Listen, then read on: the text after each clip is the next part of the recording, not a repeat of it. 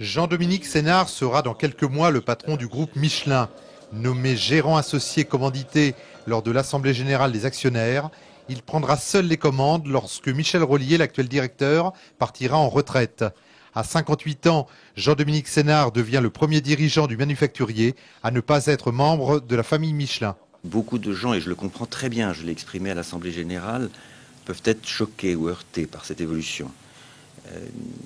C'est donc une responsabilité plus forte parce qu'il faut que je puisse leur dire à ces gens-là, et pas seulement à ceux qui sont aujourd'hui dans le groupe, mais ceux qui sont partis du groupe et qui sont à la retraite, que je représente les mêmes valeurs que la famille avait mises en œuvre dans cette entreprise pendant des années.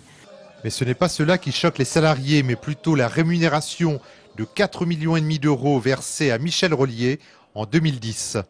Augmenter nos salaires par les actionnaires. 4,5 millions, ça représente quand même un siècle de salaire moyen d'un salarié Michelin.